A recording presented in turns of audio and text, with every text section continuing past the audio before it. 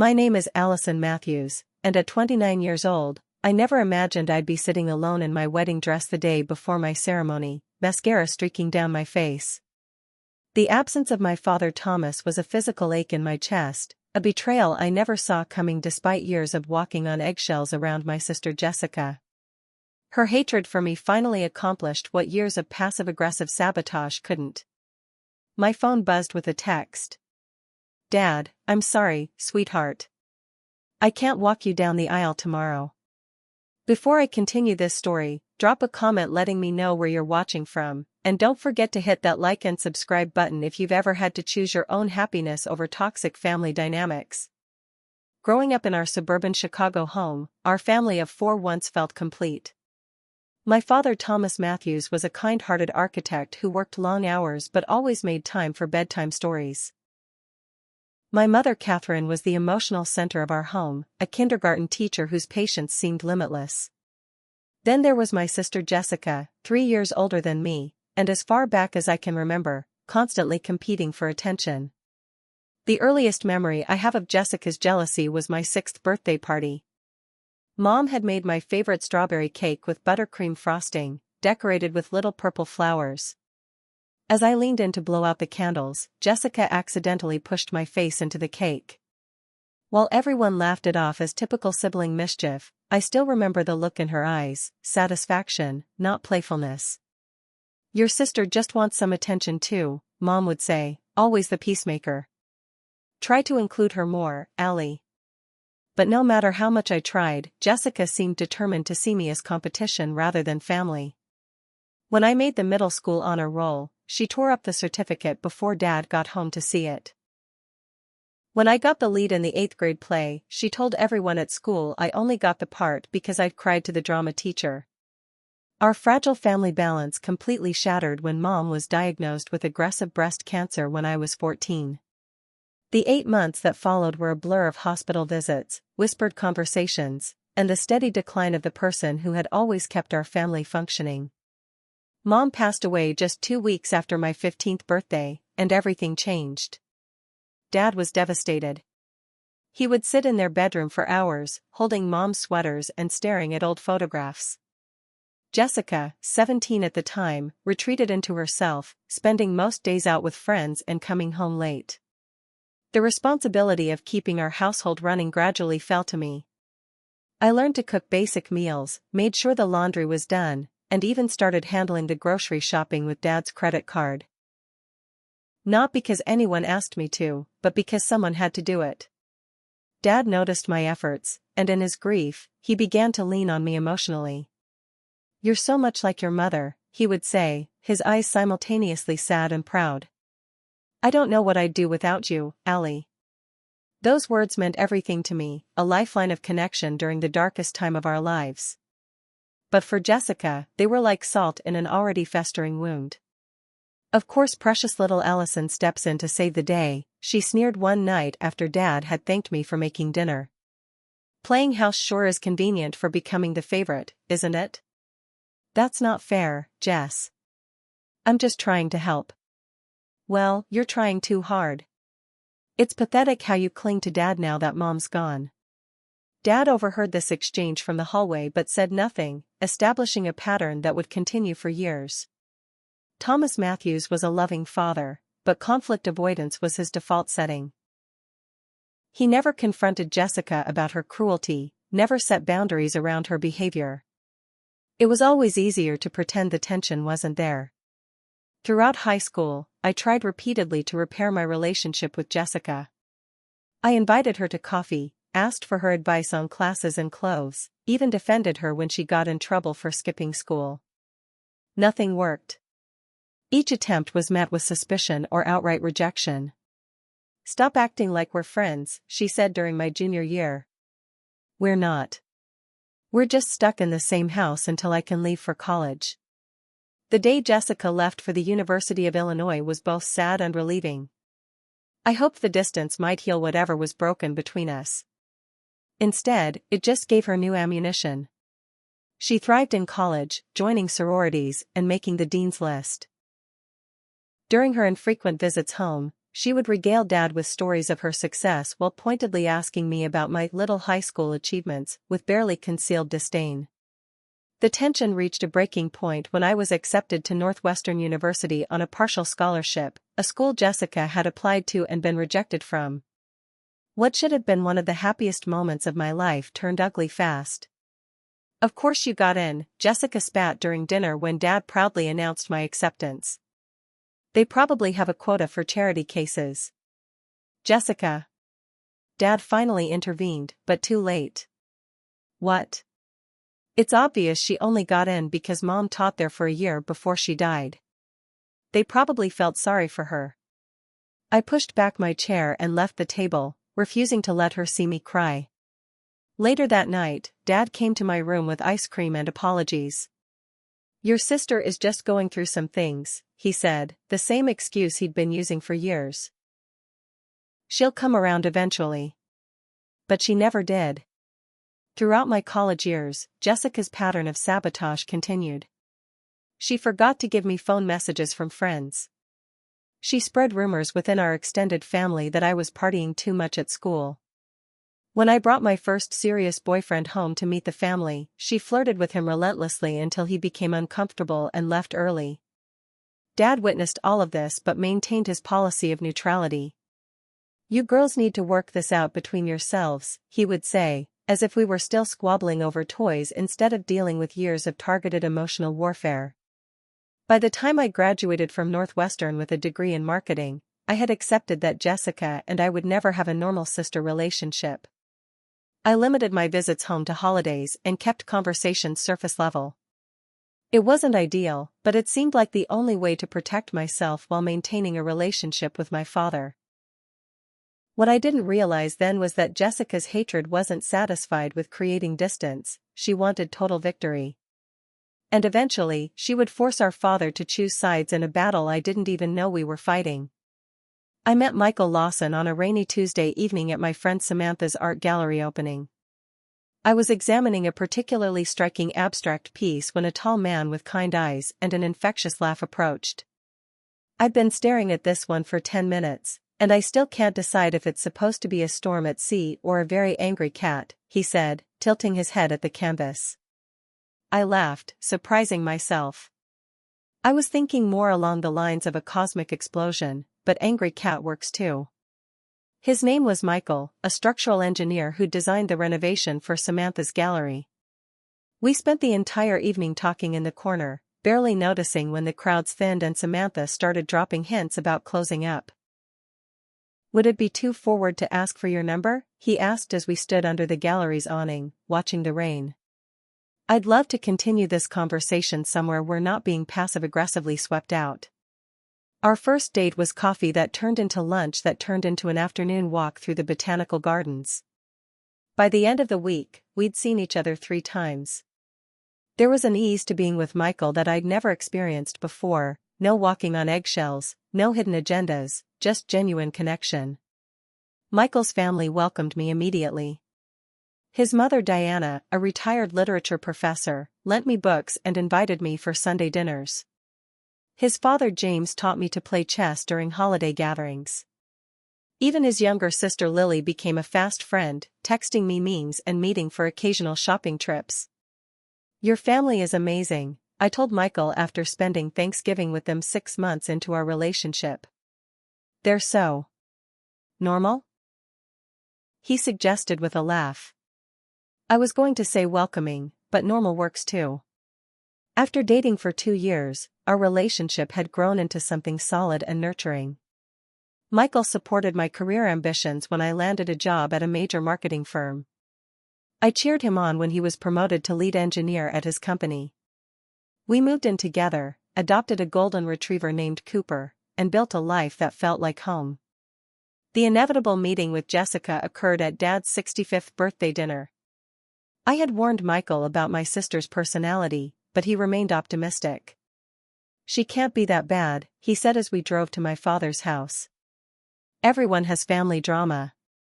Jessica arrived late, making an entrance in a dress that looked more appropriate for a cocktail party than a family dinner. She air-kissed my cheek before turning her full attention to Michael. So you're the boyfriend I've heard so little about, she said, extending her hand and holding the handshake a beat too long. Allison never tells me anything. It's great to finally meet you, Michael replied, polite but reserved. Allison speaks highly of your work in pharmaceutical sales. Jessica laughed too loudly. Does she? That's surprising since we barely talk. She looped her arm through Michael's. Come sit by me at dinner. I want to hear all about what it's like dating my little sister. Throughout the meal, Jessica dominated the conversation with stories that subtly undermined me. Remember when Allison went through that awful goth phase in high school?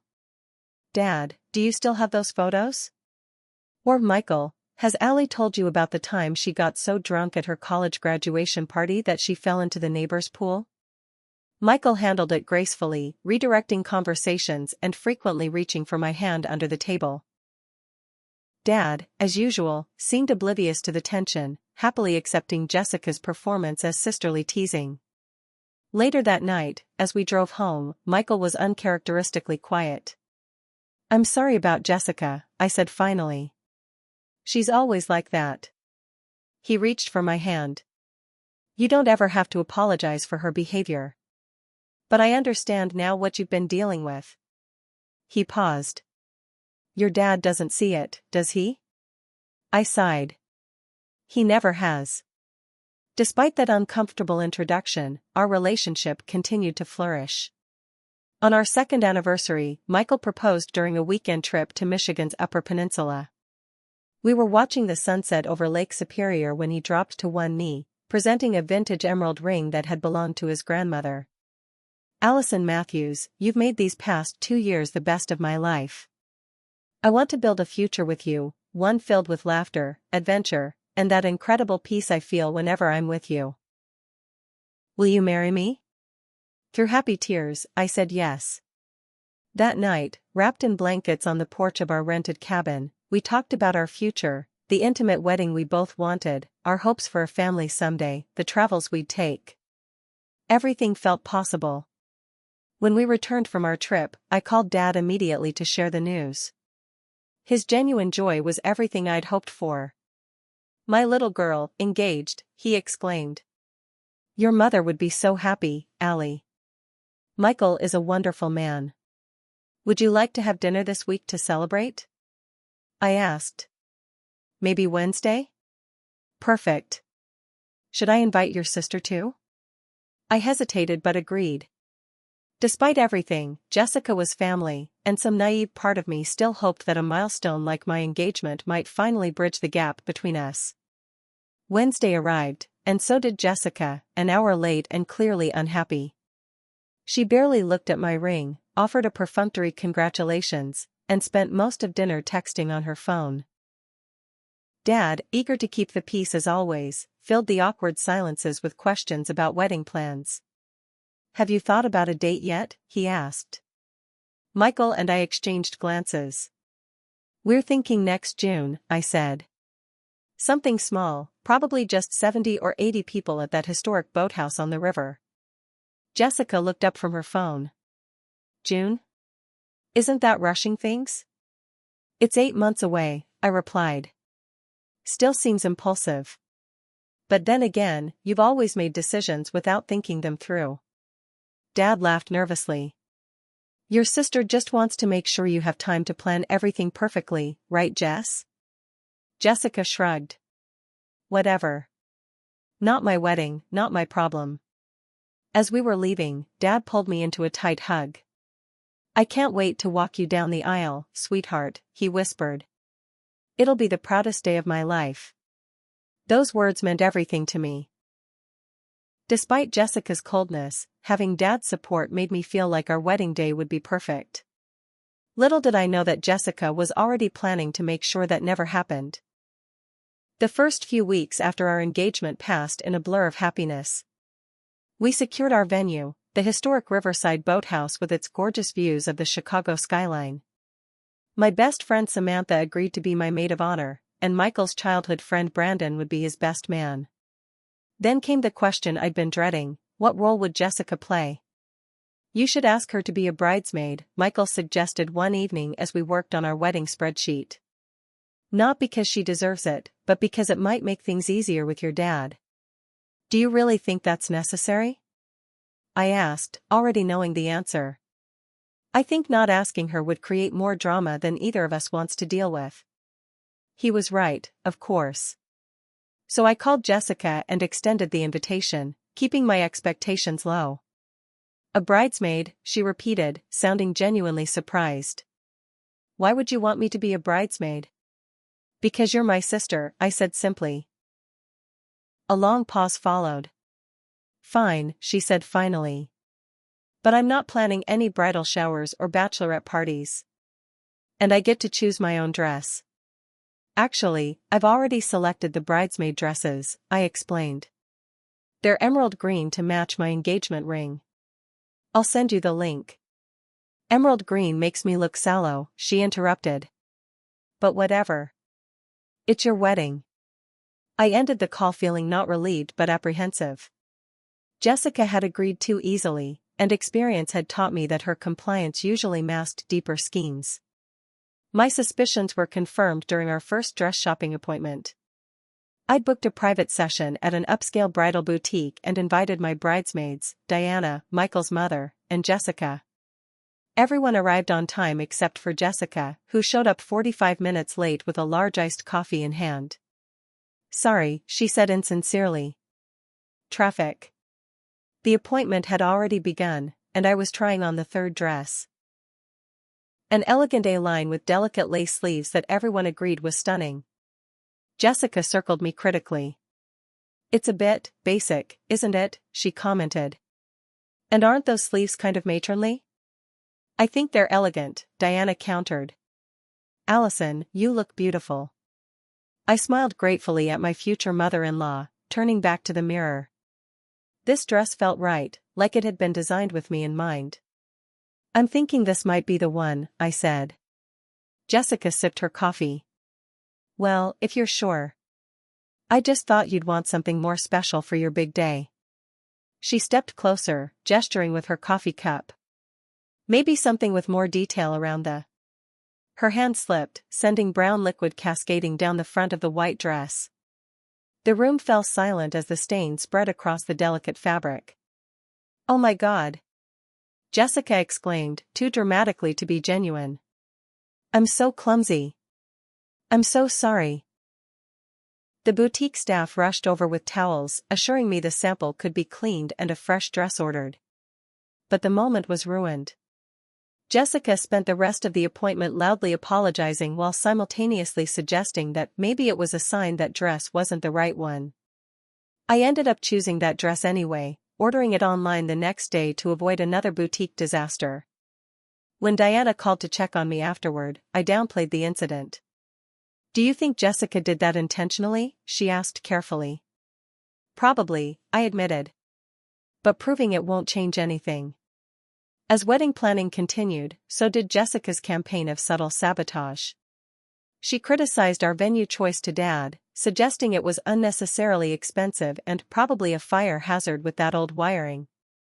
She missed 3 out of 4 bridesmaid dress fittings, forcing last-minute alterations.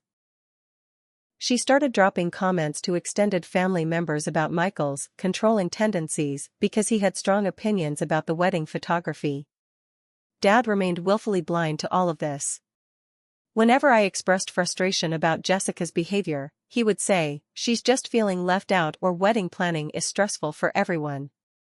His lifetime habit of making excuses for Jessica remained firmly intact. Things came to a head 6 weeks before the wedding during a family dinner to finalize the reception seating chart. Jessica arrived with unexpected company, a man named Tyler whom she introduced as her close friend.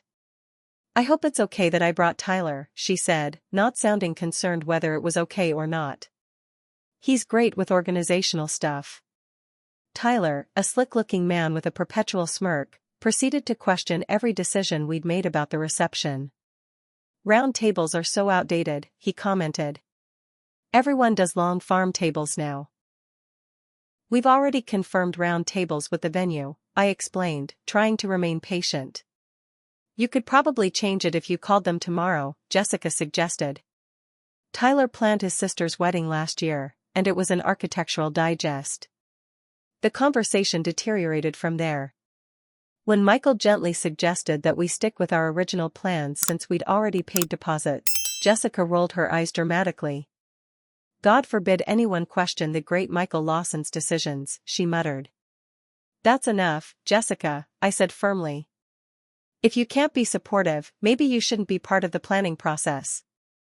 Jessica's eyes narrowed. Excuse me for trying to help. Some of us actually have taste. This isn't about taste. It's about respect. You've undermined every decision we've made. Girls, please, Dad interjected. Let's calm down. I am calm, Jessica snapped. It's Bridezilla over here who's overreacting. I'm overreacting? My voice rose despite my best efforts. You've sabotaged every aspect of this wedding. You ruined my dress, you've missed half the planning meetings, and now you brought a stranger to criticize our choices. Tyler is not a stranger, Jessica countered. And maybe if you'd made better choices, I wouldn't need to fix them.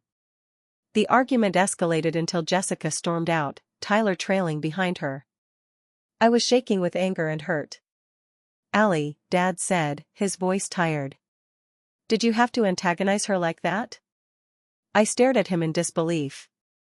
Are you serious right now?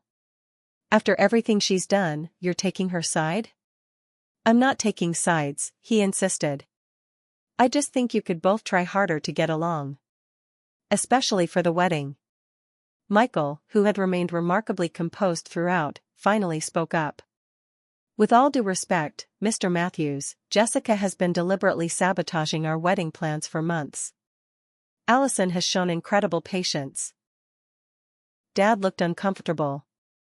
Jessica has always been sensitive. She probably feels excluded. I literally asked her to be a bridesmaid, I said, exasperated. What more am I supposed to do? Dad had no answer for that. He left shortly afterward, promising to talk to Jessica about being more cooperative. But the damage was done. For the first time, I seriously questioned whether having Jessica in the wedding party was worth the emotional toll. Later that night, Michael held me as I cried. I just don't understand why she hates me so much, I sobbed. Or why Dad can't see what she's doing. Your father sees it, Michael said quietly. He just doesn't want to deal with it. It's easier for him if you're the one who compromises. His words hit me hard because I knew they were true. My entire life had been structured around accommodating Jessica's feelings while suppressing my own. And Dad had enabled this dynamic every step of the way. Maybe it's time to stop that pattern, Michael suggested gently. This is our wedding day. It should reflect our love, not your sister's resentment. I nodded against his chest, hoping that the worst was behind us. But Jessica was just getting started, and her final move would surpass even my darkest expectations. The week before our wedding arrived with a flurry of last-minute details. Final headcount confirmations, weather contingency plans, welcome bag assembly for out-of-town guests. Through it all, I hadn't heard from Jessica since our argument, not entirely surprising, but definitely concerning given her role in the wedding party. Should I call her? I asked Samantha during our nail appointment 3 days before the wedding. Absolutely not, my maid of honor replied firmly. You've reached out enough. Ball's in her court now.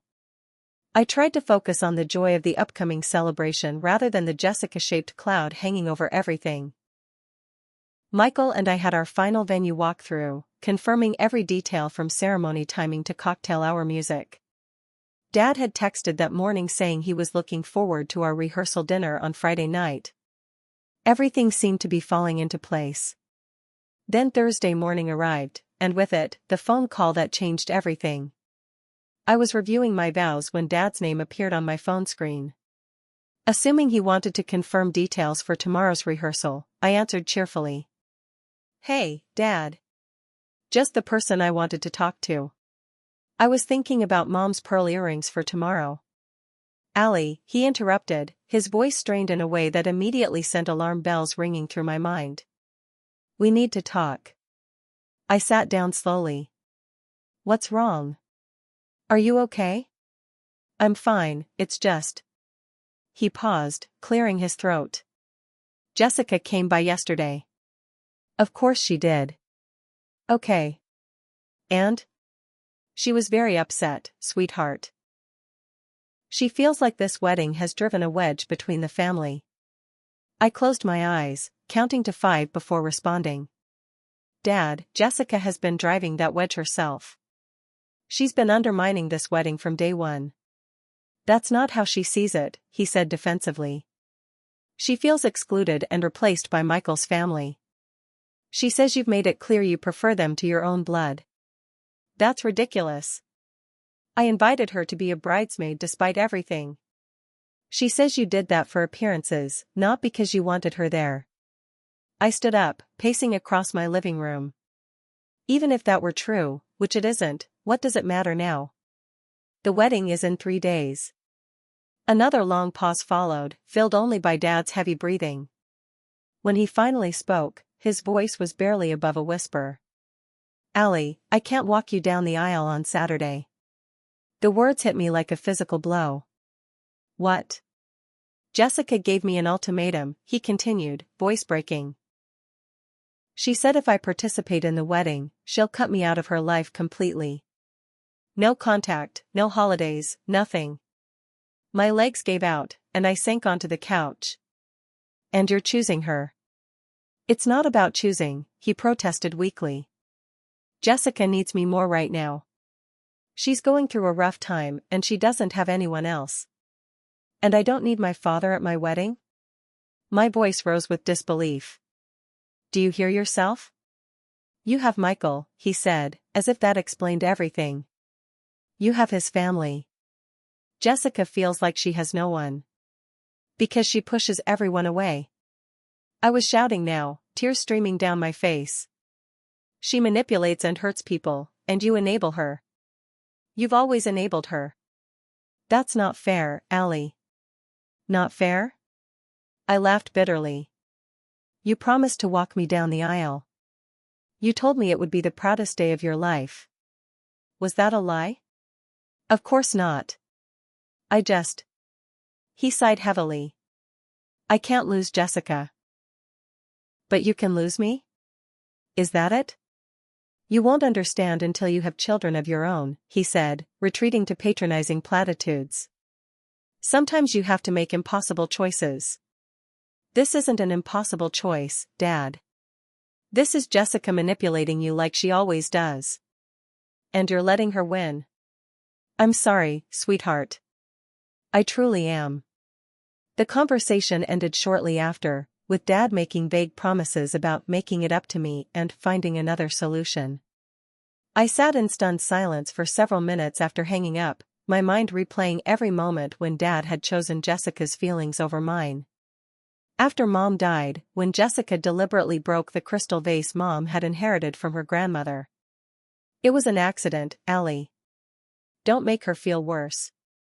My high school graduation, when Jessica created a scene during my valedictorian speech. She's just going through a phase. Be the bigger person. Every holiday, every family gathering where her cruelty was excused while my hurt feelings were invalidated. That's just how your sister is. You know she doesn't mean it. But this betrayal overshadowed all others. My wedding day, the one occasion where even Jessica's jealousy should have taken a back seat, and Dad had abandoned me to appease her. I don't know how long I sat there before the tears came, violent sobs that shook my entire body. That's how Michael found me when he came home early from work, curled into a ball on our couch, gasping for breath between crying jags. Allison. He rushed to my side, gathering me into his arms. What happened? Is everyone okay? Through broken sentences and fresh waves of tears, I explained my father's call. Michael's expression darkened with each word, his jaw tightening in anger. He's not coming to the wedding at all, he clarified. Not just not walking you down the aisle, but not even attending? I nodded miserably. Jessica said it's all or nothing. And he chose nothing. Michael was silent for a long moment, his arms tightening around me. When he finally spoke, his voice was controlled but furious. Your father is a coward, he said simply. And Jessica is cruel. But neither of them gets to ruin our day. How can it not be ruined? I asked, gesturing helplessly. My own father won't be there. Because you'll be there. I'll be there. People who genuinely love and support us will be there. He took my face in his hands.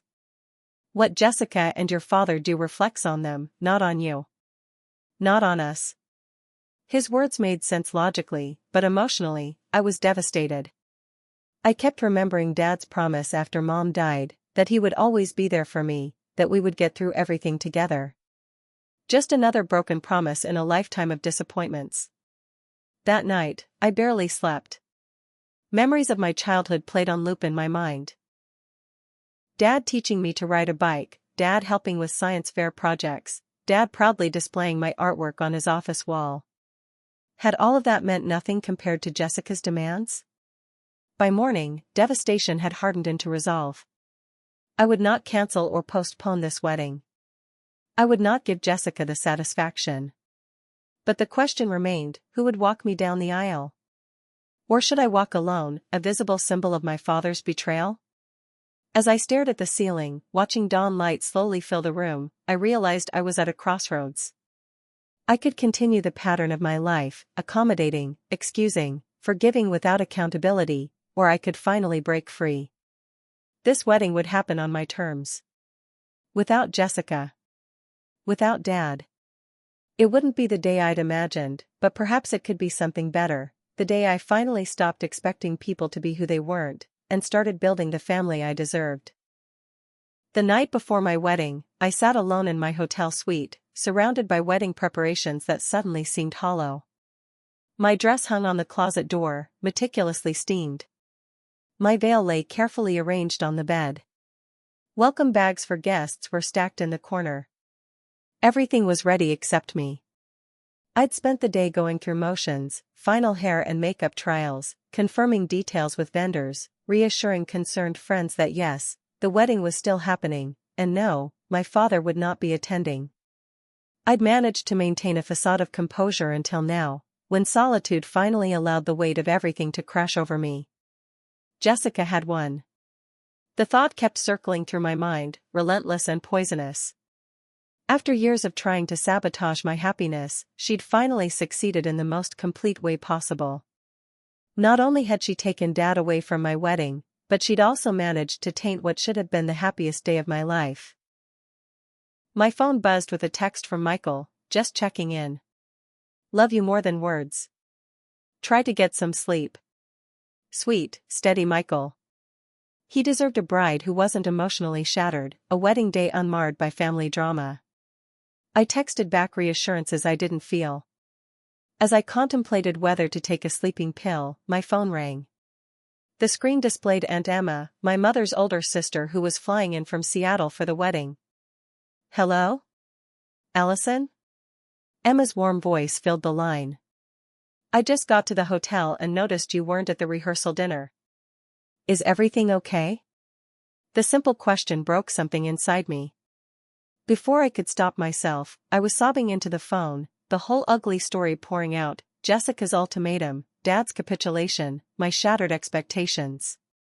Oh, sweetheart, Emma said when I finally paused for breath. I'm coming to your room right now. What number are you in?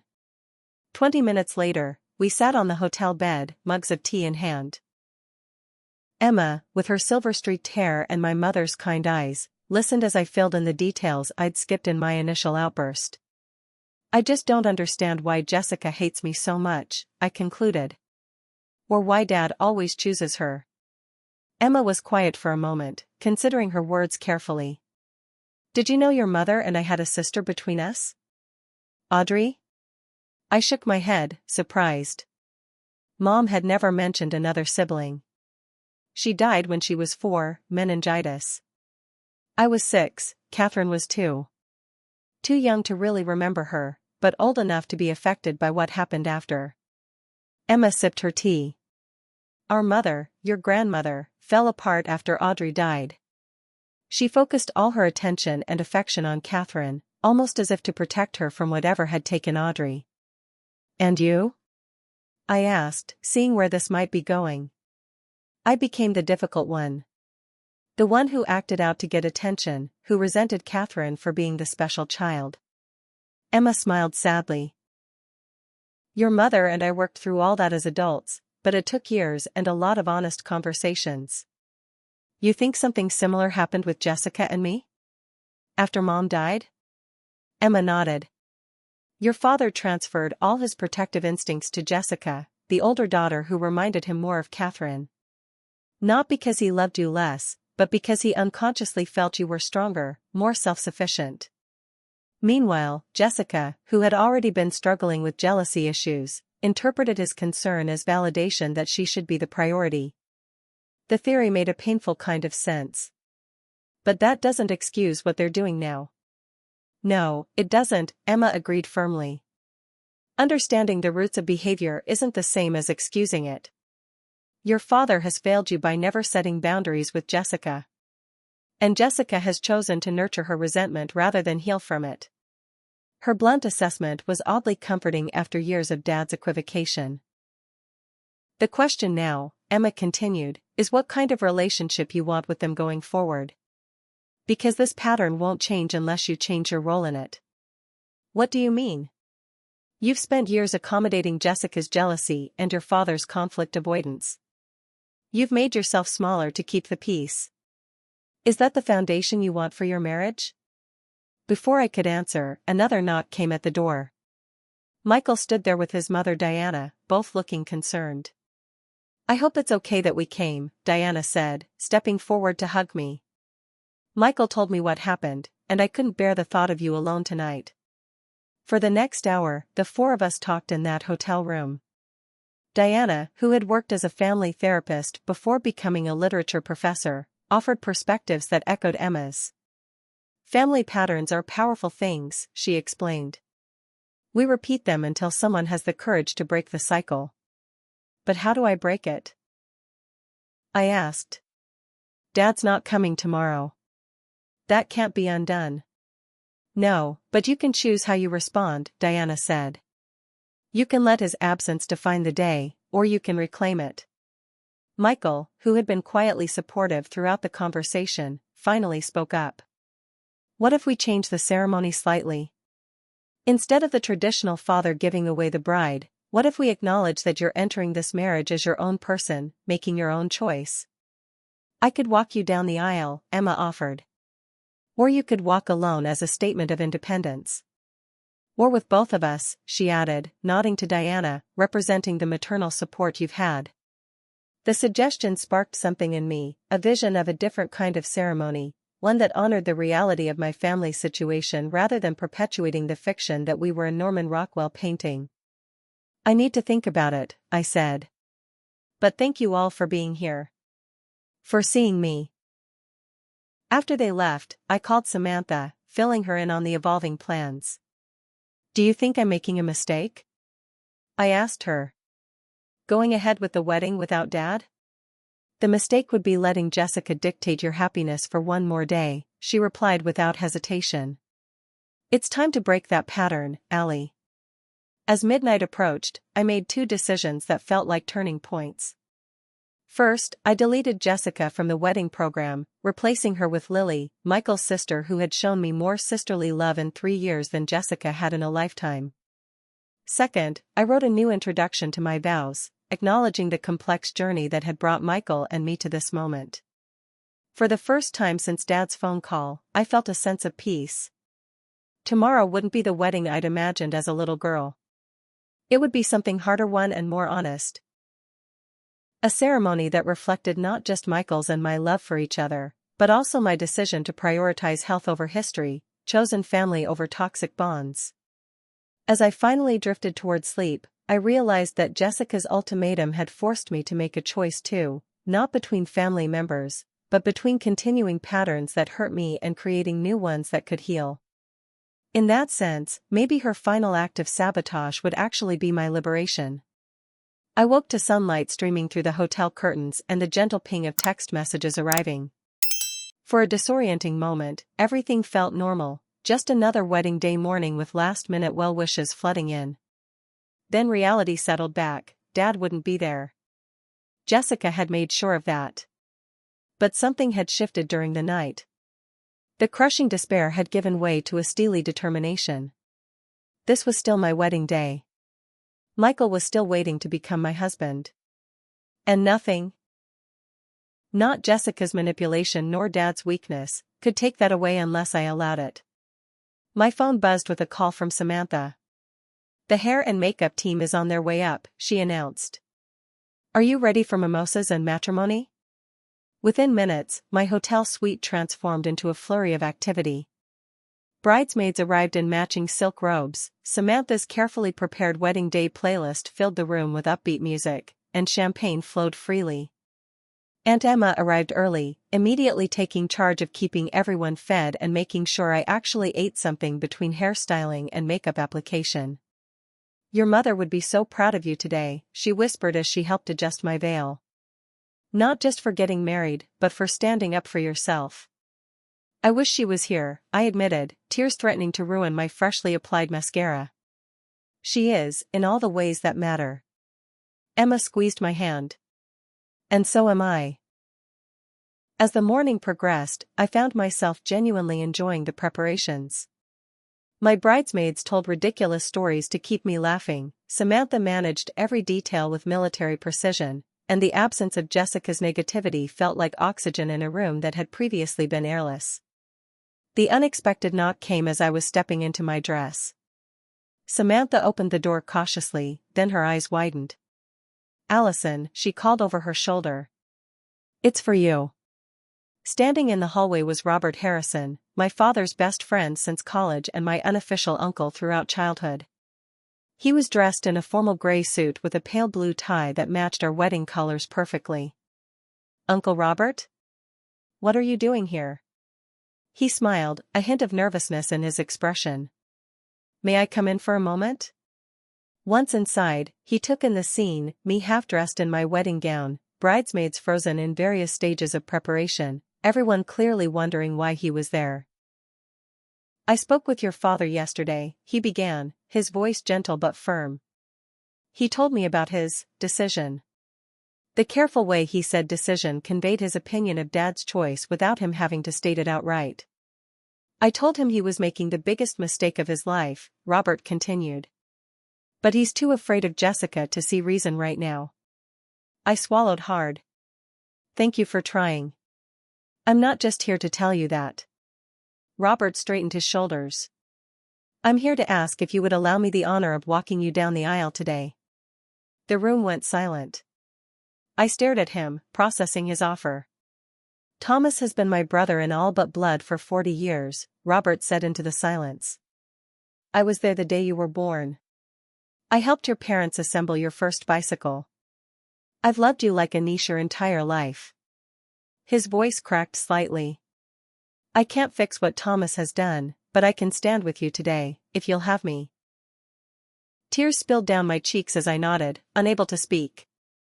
Robert crossed the room and wrapped me in a careful hug, mindful of my half-pinned dress. "Thank you," I finally managed. "I would be honored." After Robert left to give us time to finish getting ready, the mood in the room shifted from determined cheer to genuine joy. It wasn't just that I had someone to walk me down the aisle, it was the validation that I deserved better than what my father and sister had done, that others could see their actions for what they were. As the final touches were applied to my appearance, my phone buzzed with a text. "Dad, I hope today is everything you deserve. I love you." No mention of his absence. No acknowledgement of his broken promise. Just vague well wishes that cost him nothing. I showed the message to Emma, who scoffed. "The audacity," she muttered. "Do you want to respond?" I thought for a moment, then deleted the message without replying. "No," I said. "I don't." At the ceremony venue, the historic boathouse with its panoramic river views, everything was transformed into the elegant, intimate setting Michael and I had envisioned. White chairs adorned with emerald green ribbons lined the aisle. Clusters of white roses and eucalyptus created a natural, romantic atmosphere. Through the windows, the afternoon sun sparkled on the water. In the bride's waiting room, I took a final moment alone before the ceremony. I held my mother's photograph, traced her smile with my fingertip. "I wish you were here, Mom," I whispered. "But I think you'd be proud of me today." A knock at the door signaled it was time. Robert waited in the hallway, looking both nervous and determined. "Ready?" he asked, offering his arm. "Almost." I handed him a boutonniere, one we'd quickly had made that morning. "This is for you." As he pinned it to his lapel, I received one final text. From Jessica, of all people, "Dad's upset you haven't answered him. Hope your special day is worth destroying the family." Without hesitation, I turned off my phone and handed it to Samantha. "No more distractions," I said firmly. The ceremony music began, not the traditional wedding march but the string quartet version of "Here Comes the Sun" that Michael and I had chosen months ago. Its message of brightness after a long, cold, lonely winter felt more appropriate now than ever. As Robert and I began our walk down the aisle, I saw Michael waiting at the altar, his eyes filled with love and pride.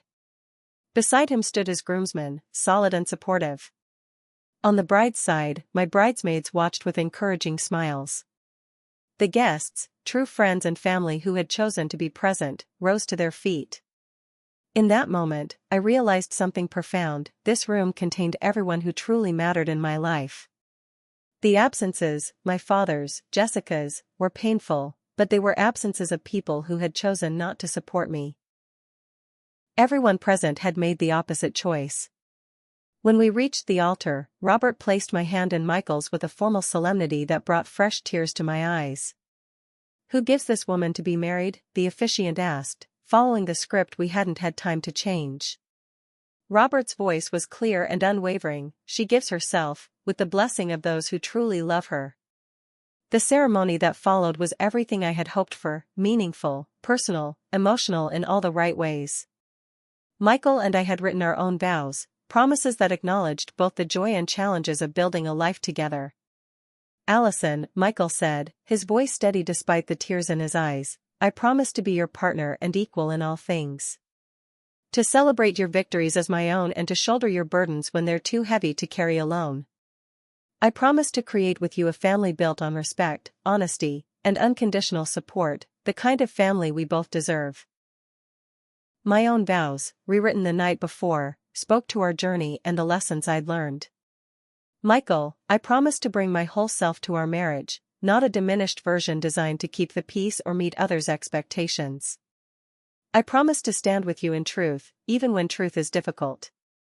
To create with you a home where love doesn't come with conditions or comparisons.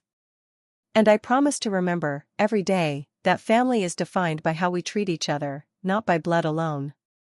As we exchanged rings and were pronounced husband and wife, the afternoon sun broke through the clouds, bathing the room in golden light. It felt, in that perfect moment, like a blessing, not just on our marriage, but on the choices that had led us here. The reception that followed was everything we'd planned: elegant but relaxed, focused on good food, great music, and the people we loved. I danced with Robert, both of us a little teary-eyed during the traditional father-daughter song. I danced with Michael's father James, who whispered, "We're so happy to have you in the family, Allison."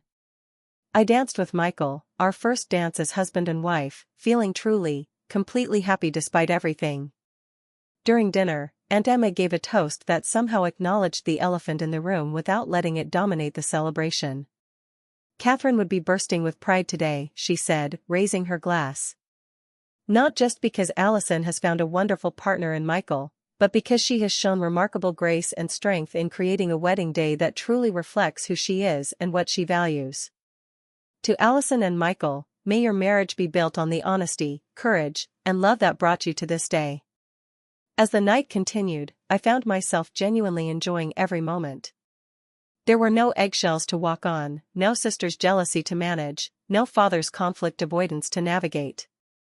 Just love, acceptance, and celebration. Late in the evening, as Michael and I swayed together on the dance floor, he pulled back to look at me. "Are you okay?" he asked. "Really okay?" I considered the question carefully. "Not entirely," I admitted. "There's still sadness about Dad. But it's overshadowed by everything else today, by you, by the people who showed up, by the future we're starting together." He nodded, understanding as always. "Healing isn't linear." "No," I agreed.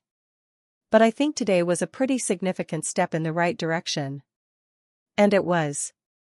As I looked around the room at the genuine joy on everyone's faces, I realized that Jessica, sitting alone at home trying to punish me, had actually given me an unexpected gift. By forcing this crisis, she had clarified exactly what kind of family I wanted to build going forward, one based on mutual respect and unconditional support, not manipulation and fear. For the first time in my life, I felt completely free of the dynamics that had shaped my family since childhood. Whatever happened with Dad and Jessica in the future, I had broken the pattern. I had chosen myself, chosen happiness, chosen truth. And that made it the perfect wedding day after all. 3 months into our marriage, Michael and I had settled into a comfortable routine in our new home.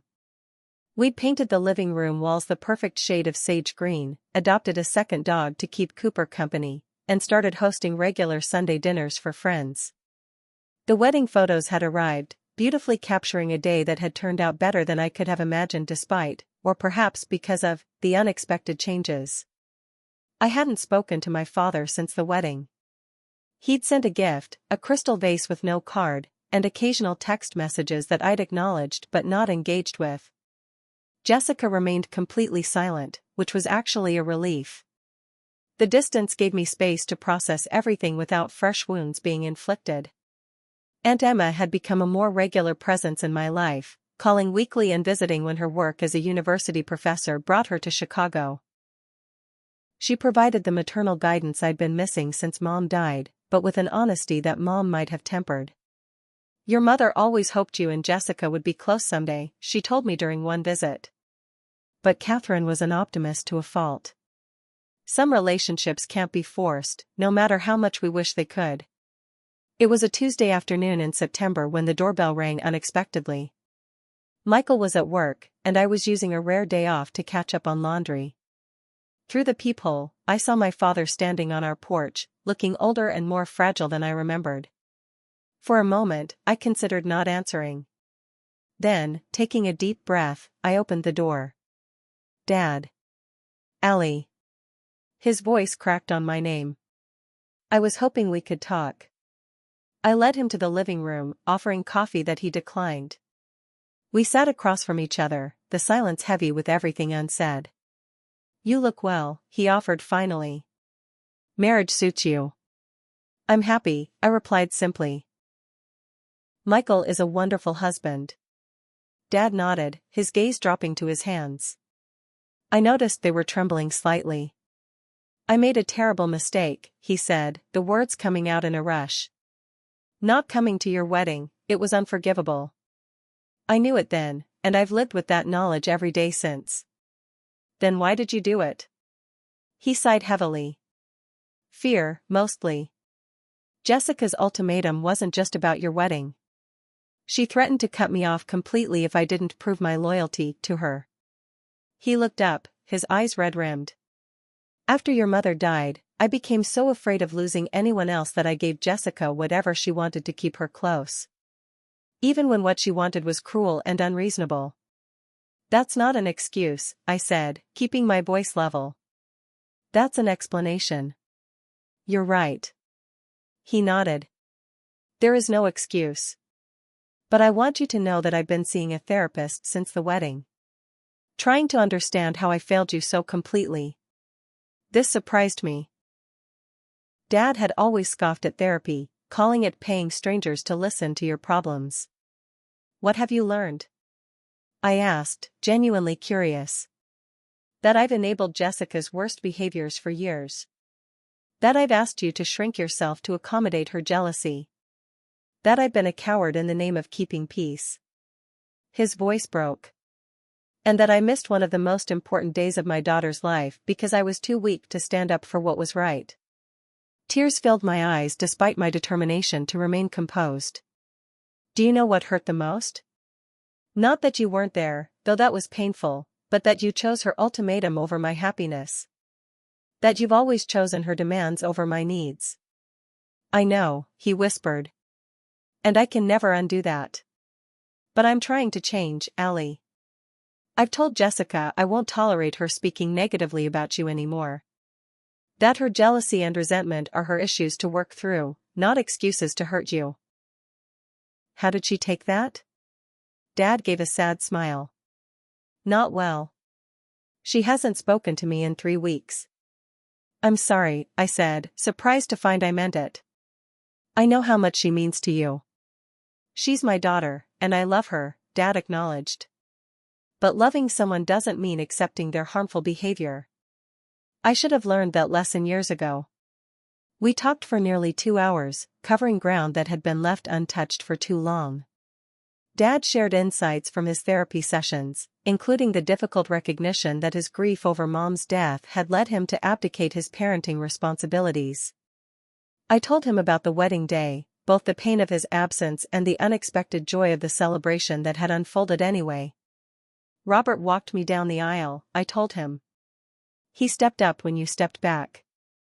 Dad nodded, tears spilling down his cheeks. He told me. Said it was the greatest honor of his life, and the saddest, because it should have been me. As our conversation wound down, I felt something shift between us, not forgiveness exactly, but the possibility of a new beginning. I'm not ready to let you back into my life completely, I told him honestly. Trust, once broken, takes time to rebuild. I understand, he said. I'll wait, and I'll work to earn that trust back, however long it takes. As I showed him to the door, he paused on the threshold. There's one more thing you should know. Jessica's escalating demands didn't stop with the wedding. She wanted me to change my will, to exclude you entirely. He met my eyes directly. I refused. That's what led to our current standoff. After Dad left, I sat in the quiet house, processing everything. When Michael came home, I shared the details of the visit, including Dad's revelation about the will. How do you feel about it all? He asked, always focused on my emotional well-being. Conflicted, I admitted. Part of me is still angry and hurt. Another part sees he's genuinely trying to change. And a small, petty part is satisfied that Jessica's manipulation has finally backfired on her. Michael nodded, understanding as always. All those feelings can coexist. You don't have to decide everything today. Over the following months, I established careful boundaries with Dad. We began with occasional phone calls, then progressed to monthly dinners. Each interaction was tentative at first, both of us learning how to relate to each other as adults rather than falling into old patterns. Jessica remained distant from both of us, refusing Dad's suggestions of family therapy. According to Dad, she'd begun spreading stories within the extended family about how we had abandoned her, casting herself as the victim of our collusion.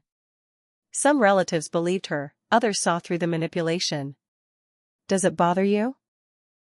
Michael asked after we received a cold email from a cousin declining our Thanksgiving invitation based on what Jessica told me about how you've treated her. Less than it would have a year ago, I replied truthfully. I can't control what she says or who believes her. I can only live authentically and let the truth speak for itself. 6 months after Dad's visit, we invited him and Aunt Emma to our home for dinner to share some news. We were expecting our first child. As Dad embraced me carefully, mindful of my still flat stomach, he whispered, I promise to be a better grandfather than I was a father. Just be present, I told him. That's all any child really wants from a parent. Later that evening, as Michael and I looked through wedding photos, I found myself lingering on an image captured during our first dance. My head was resting on Michael's shoulder, his arms wrapped securely around me, both of us radiating happiness. This is my favorite, I told him, tracing the outline of our embracing figures. Mine too, he agreed. You look so peaceful. I realized. Despite everything that happened before, in that moment, I felt completely at peace. The journey to that peace had been anything but straight or easy. Jessica's ultimatum had forced a painful reckoning, exposing family dynamics that had been dysfunctional for years. Dad's failure had hurt deeply but had also freed me from expectations that had limited my life. And through it all, I had discovered my own strength, the capacity to stand firm in my worth even when those who should have supported me the most had let me down. As I placed the photo album back on our coffee table, I rested a hand on my stomach, thinking about the child growing there. I couldn't guarantee they would never experience hurt or disappointment, even from family. But I could promise that they would grow up in a home where love wasn't conditional, where their value wasn't measured against someone else's insecurity, where they would be seen and celebrated for exactly who they were. That was the lesson in all of this: family isn't defined by blood or obligation, but by how we treat each other. By the safety we create together. By the truth we're brave enough to speak and hear. Jessica's ultimatum had been meant to punish me, to ensure that my wedding day was marked by loss and absence. Instead, it had become the catalyst for building something better, a marriage and soon a family founded on honest love rather than fearful compliance. Sometimes the most painful breaks create space for the most beautiful healing. I hoped Jessica would find her own path to that truth someday. But either way, I had found mine. Have you ever had to choose your own happiness over toxic family dynamics? I'd love to hear your stories in the comments below. And if this story resonated with you, please like, subscribe, and share it with someone who might need to hear that it's okay to prioritize their well-being, even when family is involved. Thank you so much for listening, and remember, the family you choose can be just as meaningful as the family you're born into.